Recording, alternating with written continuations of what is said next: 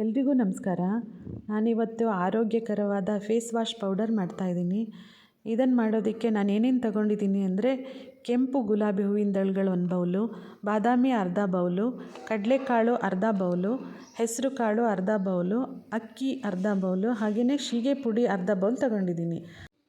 ಇವಾಗ ಈ ಕಡಲೆಕಾಳು, ಹೆಸರು ಕಾಳು, ಬಾದಾಮಿ, ಅಕ್ಕಿನ ಕ್ಲೀನಾಗಿ ನೀರಲ್ಲಿ ಚೆನ್ನಾಗಿ ತೊಳೆದು ಇದನ್ನು ಬಿಸಿಲಲ್ಲಿ ಚೆನ್ನಾಗಿ ಒಣಗಿಸ್ಕೋಬೇಕು.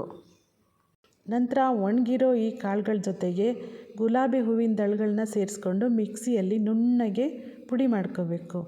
ಅದು ಒಂದೇ ಸಲ ಪುಡಿ ನುಣ್ಣಗೆ ಆಗಿಲ್ಲ ಅಂದರೆ ಪುನಃ ಅದನ್ನು ಜರಡಿ ಮಾಡಿಕೊಂಡು 2-3 ಸಲ ನುಣ್ಣಗೆ ಆಗೋ ಹಾಗೆ ಪುಡಿ ಮಾಡ್ಕೋಬೇಕಾಗತ್ತೆ. ಆಮೇಲೆ ಈ ಹಿಟ್ಟಿಗೆ ನಾವು ಮೊದಲೇ ಇಟ್ಕೊಂಡಿರೋ ಶೀಗೆ ಪುಡಿನ ಸೇರಿಸಿ ಚೆನ್ನಾಗಿ ಮಿಕ್ಸ್ ಮಾಡ್ಕೋಬೇಕು. ಇವಾಗ ಈ ಫೇಸ್ ಪೌಡರ್ ರೆಡಿ ಆಯಿತು. ಇದನ್ನು ಹೇಗೆ ಹಚ್ಕೋಬೇಕು ಅಂದರೆ, 1 ಚಮಚ ಈ ಪೌಡರ್ನ ತಗೊಂಡು ಸ್ವಲ್ಪ ನೀರು ಸೇರಿಸ್ಕೊಂಡು ಮುಖಕ್ಕೆ ನೀಟಾಗಿ ಹಚ್ಚಿ ಮೃದುವಾಗಿ 5 ನಿಮಿಷ ಮಸಾಜ್ ಮಾಡಿ ನಂತರ ತಣ್ಣೀರಲ್ಲಿ ತೊಳಿಬೇಕು.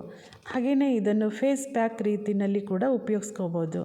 ಫೇಸ್ ಪ್ಯಾಕ್ ರೀತಿ ಹೇಗೆ ಅಂದರೆ, ಈ ಪೌಡರ್ಗೆ 1 ಚಮಚ ಪೌಡರ್ನ ಸ್ವಲ್ಪ ಮೊಸರು ಸೇರಿಸಿ ಮುಖಕ್ಕೆ ಮೃದುವಾಗಿ ಹಚ್ಚಿ 20 ನಿಮಿಷ ಬಿಟ್ಟು ತಣ್ಣೀರಿನಲ್ಲಿ ತೊಳಿಬೇಕು.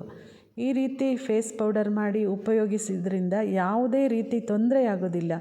ಮುಖದಲ್ಲಿ ಕಾಂತಿ ಬರುತ್ತೆ, ಹೊಳಪು ಬರುತ್ತೆ. ಮುಖದ ಮೇಲೆ ಕೂತಿರೋ ಧೂಳು ಹಾಗೂ ಬಿಸಿಲಿನಿಂದ ಮುಖಕ್ಕೆ ಆಗಿರೋ ಹಾನಿಯನ್ನು ಈ ಫೇಸ್ ಪೌಡರ್ ತಡೆಯುತ್ತೆ.